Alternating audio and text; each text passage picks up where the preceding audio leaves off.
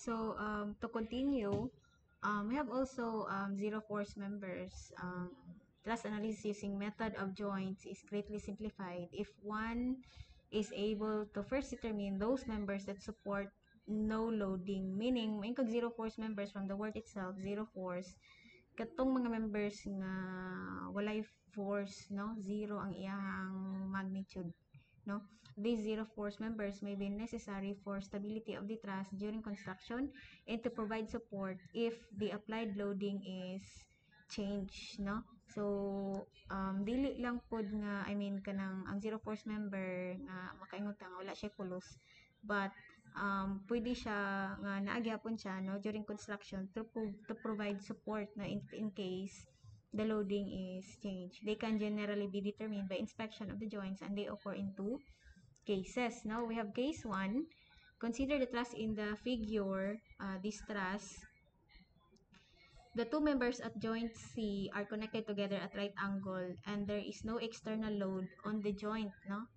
So kung ingani ang situation, no, connected together at right angle and there is no external load on the joint, then the free body diagram of joint C indicates that the force in each member must be zero in order to maintain equilibrium. Furthermore, as in the case of joint A, this must be true regardless of the angle, say, between members. So example ani is connected together at right angle. Ang example ani is this member BC and CD, no?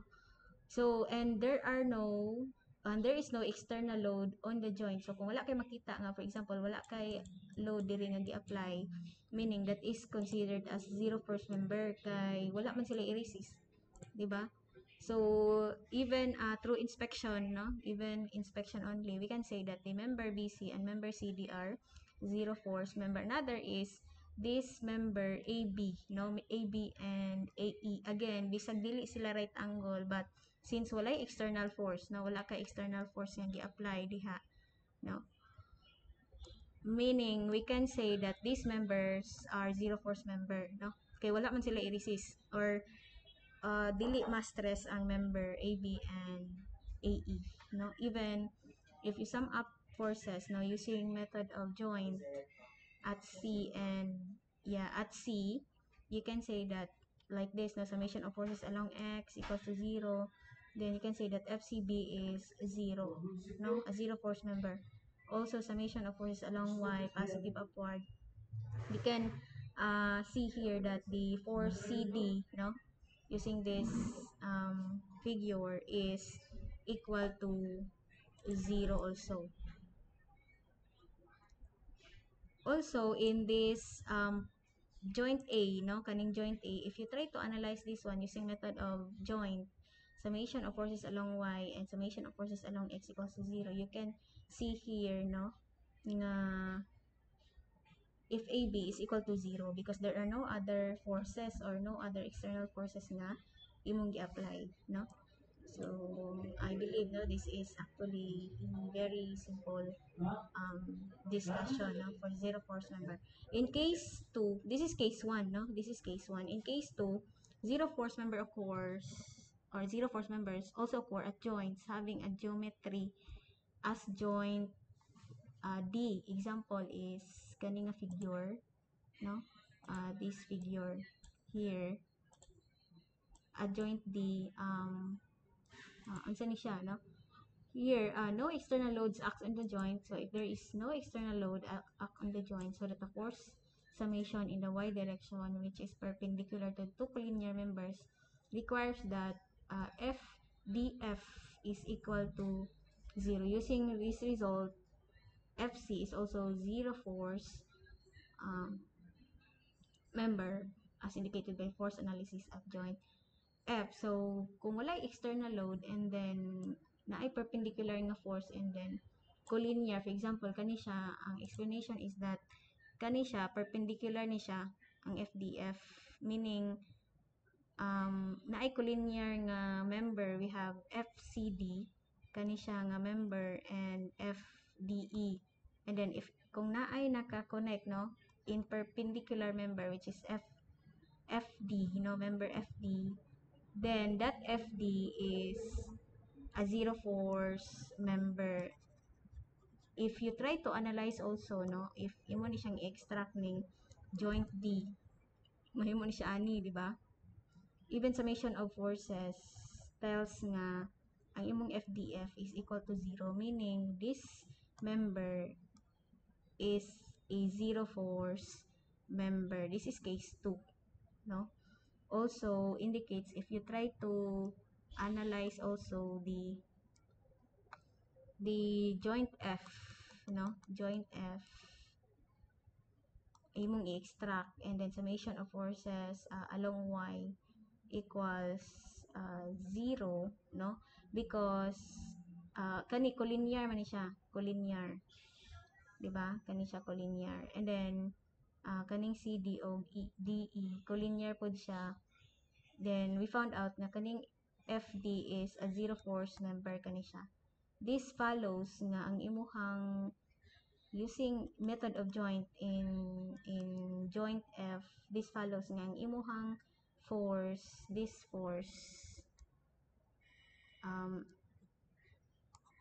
F FC, no, or CF is a zero force member also, no?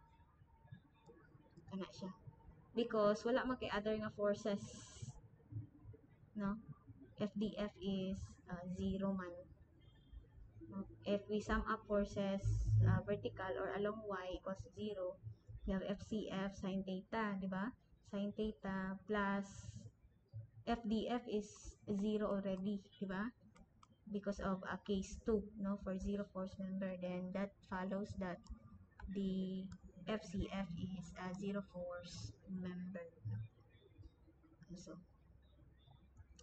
So in summary, then if only two non-collinear members form a truss joint and no external load, no external load or support reaction is applied to the joint, the members must be zero force member, no? So in summary, two non-collinear members form a truss joint and no external load or support reaction is applied to the joint, then the members must be a zero force member. Katong member nga nag-connect perpendicular ta sa two non-collinear members. So example is katong case 1, no? This is case 1. Two non-collinear members, no? This is case 1, like this. Two non-collinear member, like perpendicular and also with angle, no? That is case 1. For case 2, if three members form a truss joint for which two of the members are collinear, no, kanina lang. Two of the members are collinear. The third member now is a zero force member. Katong nakakonect perpendicular. Or even,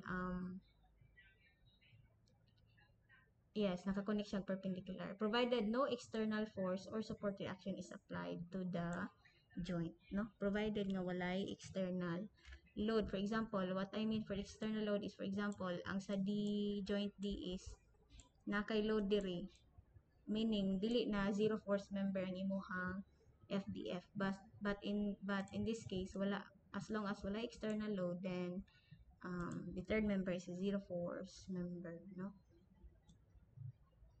So nga siya, example is this example, using method of joints, indicate all members of the truss shown in the figure below that have zero force or zero force member. So in here, by inspection, we can say, no, this is case 1, no? We have a member CD and member DE, or even if you try to analyze at joint D, no, if you try to extract joint D, so yung ani ang mahitabo, summation of forces along y-axis and long x-axis, even doing that, no, you can see that, or you can say that FDC is equal to 0, or FDC and FDE are zero force members. Also, kung zero force member ning FDE, this follows nga ang kaning FEE kani siya also a zero force member kani, no, kaning member. So kung kani kung kung kani is zero force member, then it follows the ang kani po is zero force member because perpendicular, no? I mean, yeah, collinear, no? Collinear sila. So, supposedly, ang Morisis unta ani nga member, no? Is kani unta. But since zero force member man ang FDE, then even if you try to analyze or if you try to extract joint E, you can found out that FEF is also a zero force member, no? Another is here, no? We have here a collinear member. We have AH and HF. So kung naa kay perpendicular nga member, no? This is case 2, no? Of the zero force member. Then we can conclude, no, that BH is a zero force member, even analyzing at joint H using method of joints, no, and then summing forces like along Y by rotating the axis. Then we found that FHB or BH is a zero force member, no. Yeah, also at joint G, no, because this is a ruler support, ruler, meaning naa kay reaction, no, in this x-axis reaction.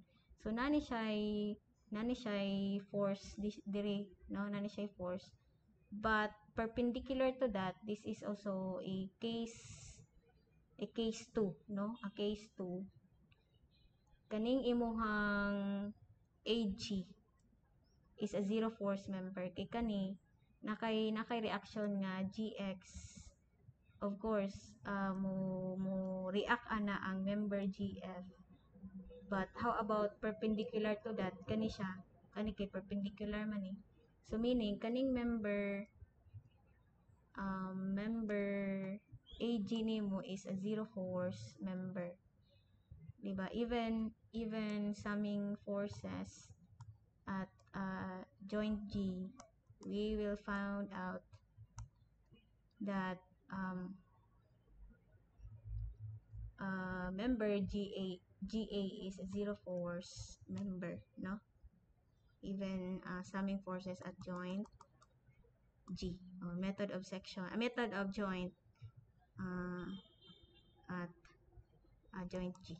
So ingana, no, ang zero force member. So this time we're done with the method of joints, no? And then we found out that there are those zero force members using method of joints. This time is we'll try to explore, no, method of sections of trusses. Actually, ang method of joints, kuan siya, dugay nga process, no, kay isa-isahon nimo ang joint, especially kung dili symmetrical, isa-isahon din nimo ang joints to solve for each member forces. Pero ang method of sections, from the word sections, no, you can actually cut at those specific at the specific section to solve for the specific force member. So the method of sections enables us to determine forces in the specific members of trusses directly without first calculating unnecessary member forces, no, unlike the method of joints.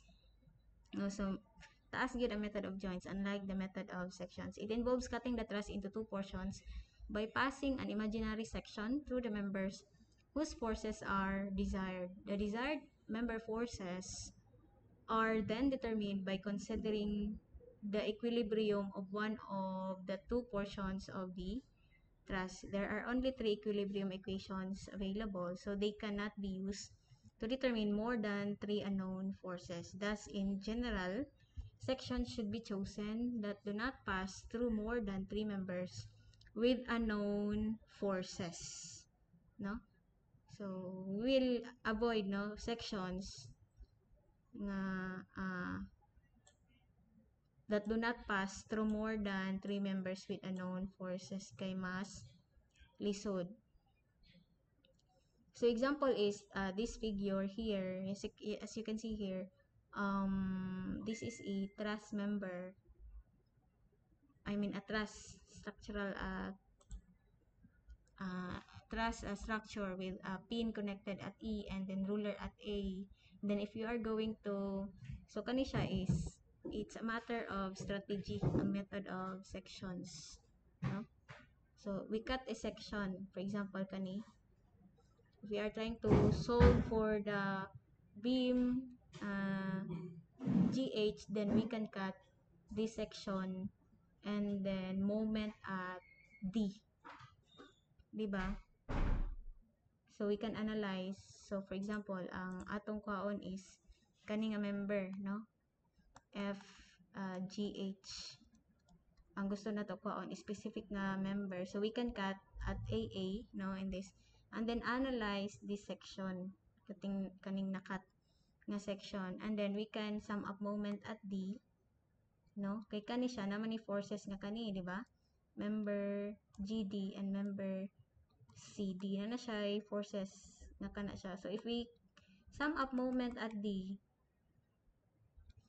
ang imuhang GH is naa siya dire, meaning we can have only one unknown, which is GH. We can directly solve for GH by summing moment at summation moment at D equals 0 positive counterclockwise, no?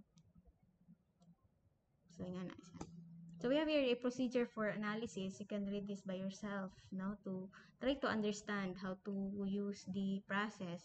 But to better understand this one, no, let's have an example. Determine the force in the members GJ. We have GJ. Where's GJ? Yeah, this one. We have GJ and CO, this member of the roof truss shown in the photo, no? This is the actual uh, uh, photo of the use of the actual truss and using your analytical model then in ANI. So this is a kind of a symmetrical truss, di ba? With same value of loadings. The dimensions and loadings are shown in the other figure. State whether the members are in tension. So this is the requirement now. State whether members are in tension or compression. The reactions at supports have been calculated, but in case nga wala pay reaction, no, you have to first solve for the reaction, no, by summing moment at, you can sum up moment at I if you want to solve for the reaction at A, or you sum up moment at A if you want to solve for the reaction at I, no? So in ana, no, ang pagko, it's a matter of strategy. Now, how will you make your computation simple and like faster, no? So to solve for the first is GJ, no? Kani siya. So we are going to cut using the method of section. We are going to cut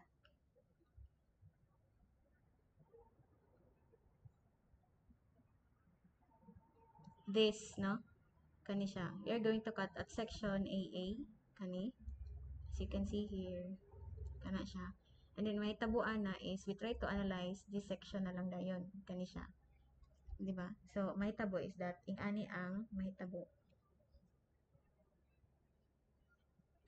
So the force in member GJ can be obtained by considering the section AA.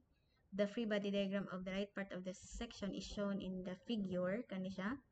So, a direct solution for FGJ can be obtained by applying summation moment at, so it's a matter of strategy again, no? So, a direct solution at for FGJ is obtained by applying moment at I, no?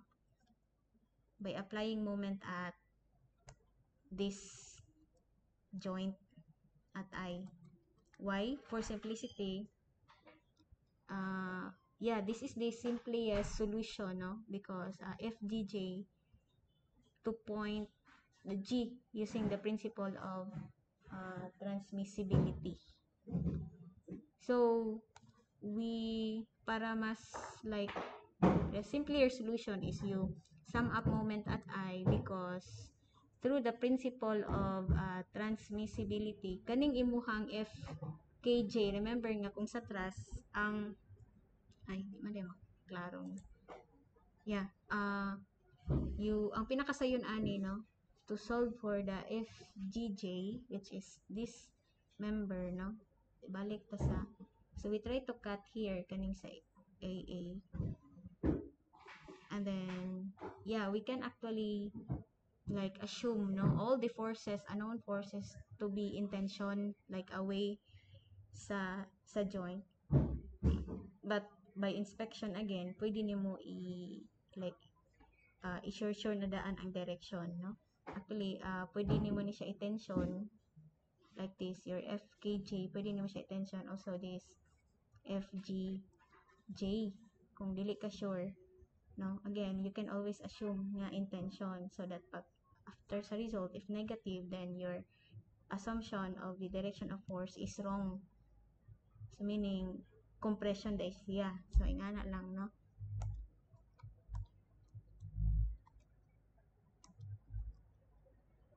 So if you sum up moment at I, kay mo man siyang pinaka, of course kaning mga reactions, these are already given, no. So again, kung walay given nga reactions, you have to solve first for the reactions. So moment at I, you have, so mo man imong FGJ, no. So your FGJ is this angle, since this is 3 feet and 3 feet, if this is 30 degrees, meaning this angle also is 30 degrees because of symmetry, no. So by principle of transmissibility, kaning FKG nimo, this acts actually directly sa axis sa imuhang top chord, sa imuhang truss. So meaning kung mag-moment kag I, wala ni siya polos, no, FKJ, kay ang direct nimo ani diri man na siya, di ba? So kung moment kag I, wala kay moment arm, also kani, so kani is wala ni siya polos, kani also is wala, this one also is wala, because again collinear sila, no, naa siya dire. So ang mabilin ani is kaning 300 pounds with having moment arm of how many gikan ng 3.464 feet, that is from Pythagorean theorem, no, Pythagorean theorem U, 3 feet, or no, that is trigonometric equation to solve for the reaction, that is may mali siya og cosine 30 degrees equals 3 feet over the unknown distance, this distance, that distance, say that is x. Solve, then the result is 3.4646 feet. And then, so naani siya ipulos no ang 300 pounds with 3.46 feet. Another is FGJ. Again, no, through by principle of transmissibility, kaning FJJ nimo nani siya component nga in this vertical component and the horizontal component. Meaning, ang horizontal component nimo is walay polos, we can have the vertical component. This is 30 degrees, which is FGJ sine 30 degrees times the moment arm 6 feet. So, ang equation is that since summation moment at I counterclockwise positive, we have minus FGJ sine 30 degrees, no, because of this kaning component. So isa-isa lang nako, no, to for you to better understand. Sine 30 degrees times the moment arm, no, is 6 feet plus 300 pounds, no. and with the perpendicular distance from I is 3.464. Solving, we have this result. So this is the simplest solution. For member GC, next is member uh,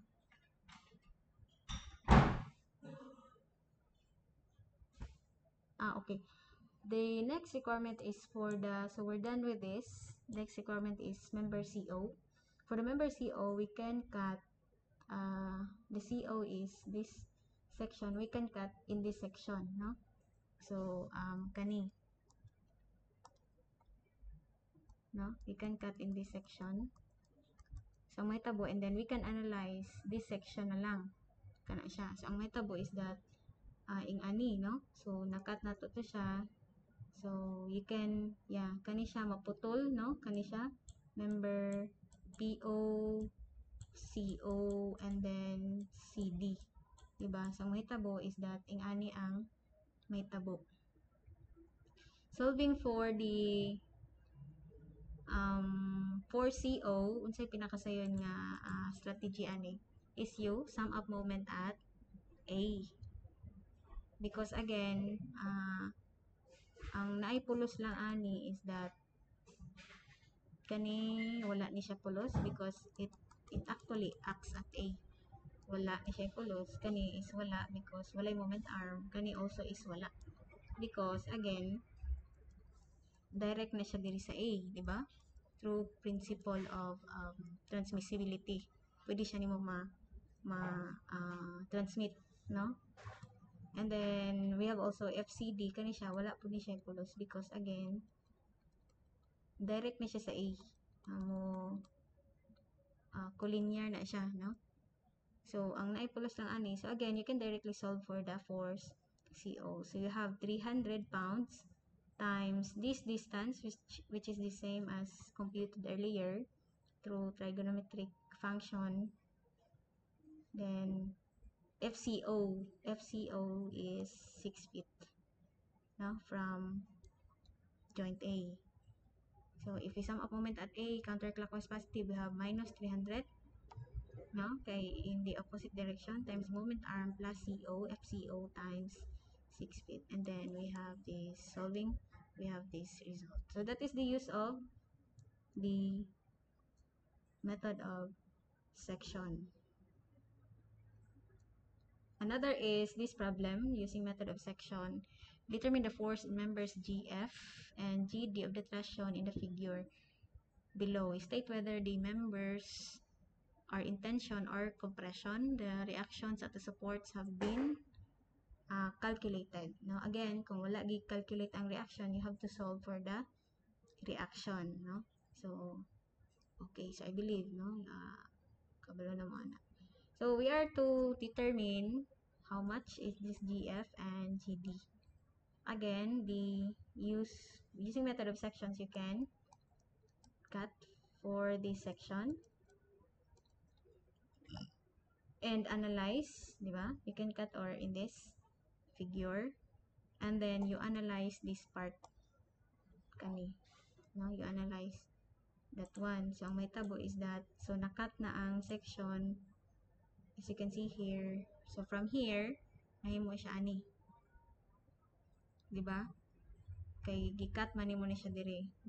So, nakat ang mga members and then expose ang mga forces. So, pinakasayon is that if you want to solve for the F, we are after of the GF and GD, no? So, we're after of GF, this member, and GD. So, we have, we're after of this one, FG and this member. So, how to solve is you sum up. Pinakasayo na ni, no, based on the strategy yun siya, no? It's a matter of strategy. So, you sum up moment at D, no? Para ma-solve nimo ang FFG. Diba? Okay, because by principle of transmissibility, again, wala na ni siya pulos because collinear ni siya ning D, no? Also this FDC. So ang mabilin is the value of your E and the FFG, di ba? So summation moment at D, counterclockwise positive, we have FFG times, because nasa na siya component nga in this direction and then this direction. So the vertical component actually is wala na siya pulos, no? So only the horizontal component. So we have FFG. If this is FFG, it should not be. How to solve for the degree? That is, let's solve for the degree first. So kani siya, pila ni siya. This is, if this is 3 meters, ang nabilin is, kani siya is 1.5, di ba? 1.5 meters. So, to solve for that angle, that is, tangent angle equals 1.5 over 3 meters. So, that is, angle inverse sine, inverse tangent.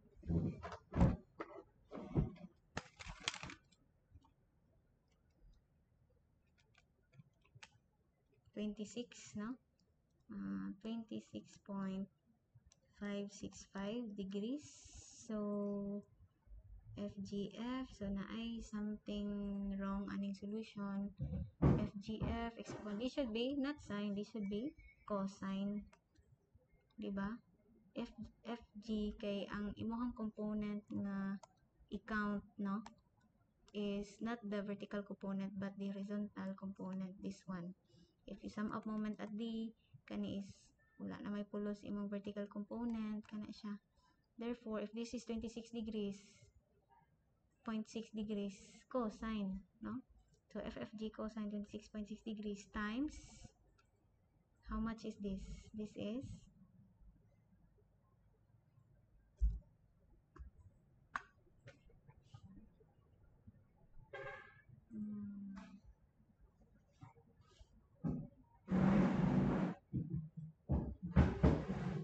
yeah,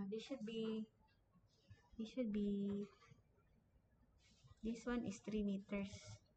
As according to the problem, this should be na 3.6, but this is 3 meters. So, plus 7. Okay, plus 7 times 3. No? Because of this EY. And moment ka at D, we have the distance 3 meters. So, solving, we have the value of your FFG is negative 17.83 kilonewton. Muna akong giingon nga you assume man good nga imong direction of force is in tension.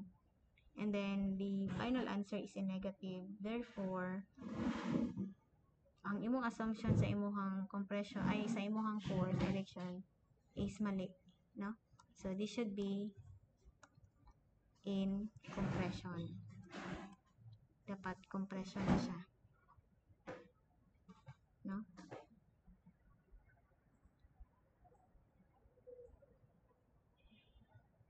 Yeah. So, this should be, FFG should be, yeah, sakto, in compression. No? I-state lang nimo. So, you assume here nga intention initially, but the final answer is negative, no? Negative. Therefore, this is compression.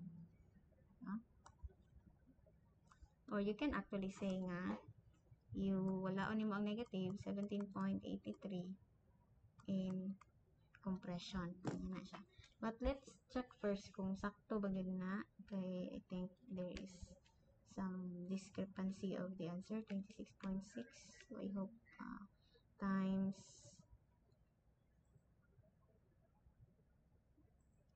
3.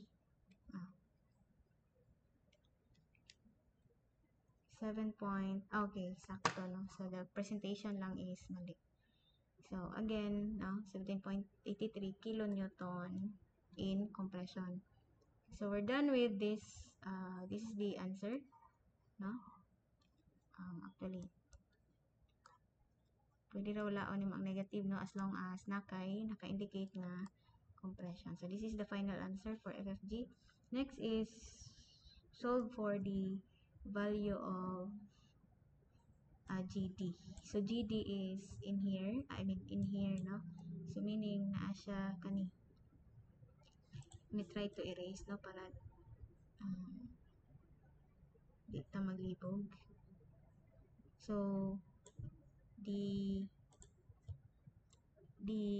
FDG is we are after of this one, so nanatani, no? So this has been solved. So atong after is kani, no? FDG. To solve for that one,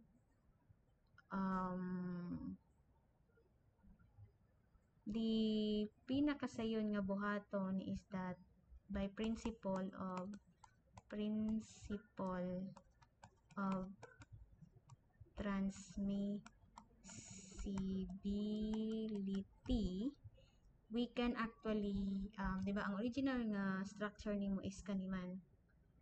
But for simplicity, for the strategy, like simplest strategy nga buhaton nimo using the principle of transmissibility is that kani siya nga collinear ani, no, in this direction can actually extend. So pwede na nato i-extend. Mahitabo is that yung ani, no, ma-extend na to na siya. So in this parallel to this direction, pwede na to i-extend. That will be your point O, no? So pwede na to na siya i-extend. Mahitabo ingana na siya, no? So pwede ta mag principle of transmissibility, we can sum up moment at O, no? So that kaning FFG nimo dili na ni ma-account, dili na siya, because again ang direction sa force is collinear sa imuhang O, di ba? So ang ma-account nimo ani is also kani siya, dili na pud ni ma-account because again by principle collinear siya ani, maabot siya ani, so wala kay moment arm. So ang ma-account nimo ani is the value of 7 times the moment arm. So again, if this is 26 degrees, 26.6 degrees, and if you are going to extend, no, another 26.6 degrees, kani siya nga angle is also equal to this angle. Diba? So again, nag-extend ka og, diba, this distance here is 3 meters. No? 3 meters. So kung mag-extend ka, this is the same as kani siyang angle. Kani nga angle dire, which is 26.6 degrees. So meaning nag-extend ka po dire, nag-extend ka og imuhang point O, which is 26.6 degrees. Therefore, kani po siya nga length here should be 3 meters. Diba? So, ingana ang nahitabo, no? Ingana ang nahitabo. So in here, as you can see,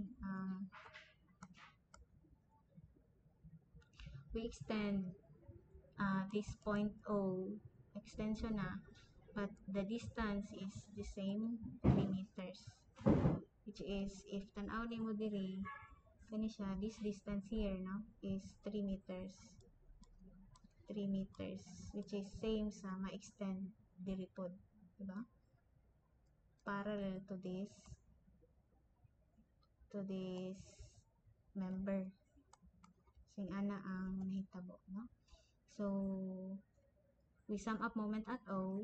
So we have 7 times 3, counterclockwise positive of negative 7 because in the opposite direction, times 3 plus 2 times 6, 3 plus 3, 6 plus, kasi ma-account yung ani, FDG lang. no? FDG lang. Naani siya component nga in this direction. Let me change the color. Naani siya component nga in this direction and in this direction, no? X component, pero dili na siya ma-appeal because again, collinear siya ato. So meaning kanilang ang Y component lang sa FDG ang ma-appeal, which is equal to FDG times sine 56.3 degrees. Asa nagikan ng 56.3 degrees? That is from tangent angle. So if this is the angle, tangent angle, 4.5 over 3. Inverse tangent, then you can solve for the value of angle, which is 56.3 degrees. Diba? So we have sine 56.3 degrees times the moment arm from O is 3 plus 3, no? Or 6 meters. Solving, we have the value of FDG, no? And then these are the final answer. Now using method of sections. Actually, for comparing method of joints and method of sections, kung for example, gusto nimo especially katong kani siya, kung gusto nimo kuha ni siya nga member, for example lang this member, no? Let me erase. So ang method of joints is tedious solution, no? Kay if in case like you are asked to determine this member, for example kani nga member, no, member EL, but kung gusto ka gusto nimo method of joints, isa-isahon pa nimo kani nga joint hangtod ma-solve nimo ang duha. So pwede kani sunod kani, sunod is naana pud kaani. So pwede kani, sunod kani, isa-isahon nimo hangtod mahurot imong oras, no? So while method of sections, masayon ka, no? Kay you just have to cut portion. Then by strategy, you can strategize kung unsay masayon nga moment. So you can cut in this section lang ka, and then you sum up moment again at I, no? May strategize nimo. You analyze this portion only, and then you sum up moment at I to solve for the value of member EN, no? So nga na, it's a matter of strategy, no, for the method of sections.